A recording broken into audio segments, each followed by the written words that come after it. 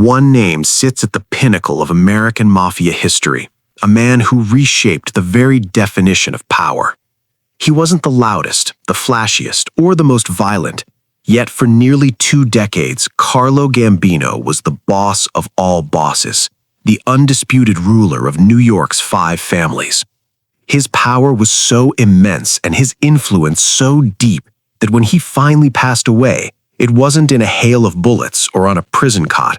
He died quietly in his bed at home watching his favorite baseball team, the New York Yankees, on television. This is the real story of how a 119-pound stowaway from Sicily became the most powerful criminal mind America has ever known, and why even the United States government could never lay a finger on him. Carlo Gambino's journey to the top of the underworld began not with a bang, but with a whisper. Born in 1902 in Palermo, Sicily, he came from a family with deep mafia roots, but his entry into America was anything but glamorous. On December 23, 1921, a 19-year-old Gambino sneaked aboard the steamship Vincenzo Florio as a stowaway, arriving in Norfolk, Virginia with nothing but his wits and a premonition of the future. He made his way to New York, to the Brooklyn neighborhood where his cousins, the Castellanos, lived and worked. He took a menial job at a small trucking firm they owned, blending into the fabric of the immigrant community, all the while watching and learning the ropes of the criminal world that operated just beneath the surface. In the bloody gangland wars of the early 1930s, known as the Castellamarese War, Gambino was a soldier in the army of Joe the Boss Masseria. But he was a soldier with the cold, calculating mind of a general.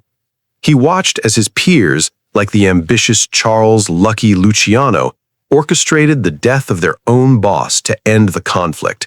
In the new order, Gambino found himself a made man in the family then run by Vincent Mangano. While he appeared to be a low-profile, loyal soldier, he was meticulously building his base of power, all while keeping his hands clean and his name out of the papers. His genius was in making others see him as harmless. He was slight of build, spoke softly, and wore a perpetual, benign expression that masked the ferocious ambition within. Gambino's philosophy of power was simple. True authority doesn't need to shout. It is the slight nod of the head, the quiet word, the subtle manipulation that forces your enemies to destroy each other, while you stand back and watch. He perfected this art. In 1957, he saw his moment. The boss of his family, the notoriously violent Albert Anastasia, had become a liability. Gambino secretly approached Anastasia's rival, Vito Genovese, and made a deal. If Genovese helped him eliminate Anastasia, Gambino would support Genovese's own power play against the current boss of bosses, Frank Costello. In a famous hit, Anastasia was gunned down in a barbershop at the Park Sheraton Hotel in Midtown Manhattan. With Anastasia gone, the family fell to Gambino. It would soon bear his name. The quiet man had just executed a perfect coup, eliminating a powerful boss and making it look like someone else's war. But Gambino was far from finished. The deal with Genovese was just another move on the chessboard. Later that same year, Genovese, now feeling invincible, called a massive meeting of mafia bosses from across the country at his estate in Appalachian, New York. It was a disaster. The meeting was raided by police, and dozens of gangsters were publicly humiliated and exposed. Gambino, however, was notably absent. He had smelled the risk and stayed home. In the fallout, Genovese was exposed as reckless and drew the intense heat of law enforcement. Seizing the opportunity, Gambino and Luciano allegedly orchestrated Genovese's downfall, paying a drug dealer to falsely implicate him in a narcotics deal. In 1959, Genovese was sent to prison for 15 years.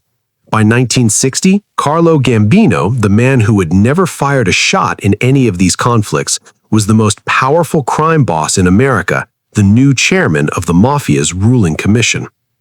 His reign was defined by invisibility. Gambino understood that to attract attention was to attract trouble. He forbade his soldiers from dealing drugs, not out of morality, but because it carried long prison sentences and brought intense federal scrutiny. He focused on the cleaner, more profitable rackets, controlling the garment industry, skimming from the airports, and infiltrating the construction business through powerful labor unions. He built a business empire worth hundreds of millions of dollars, all while living in a modest house in Brooklyn. He was a ghost, a shadow, a name that prosecutors heard but could never prove. The most stunning display of his power came in 1966. Acting on a tip, a crusading district attorney named Maurice Najari planned a spectacular raid. At a restaurant called La Stella, his men burst in and arrested Gambino and 12 other top mafia leaders at dinner. It was a public relations triumph. But it lasted less than an hour. Gambino, calm and polite, requested to make a phone call. Within an hour, a lawyer arrived at the police station with $130,000 in cash, posting bail for every single man. As they walked out, Gambino reportedly turned to his colleagues and said, "We'll continue our meeting tomorrow, at the same place." He was sending a message to the world. The law could interrupt him, but it could not stop him. And he didn't stop there. Through political connections, Gambino ensured that Najari's career was systematically dismantled, his funding cut, and his investigations paralyzed. Najari was eventually removed from his post, his legacy destroyed by the very man he had tried to capture. As the 1970s wore on, Gambino faced his final battle, not with rival gangsters, but with the U.S. government.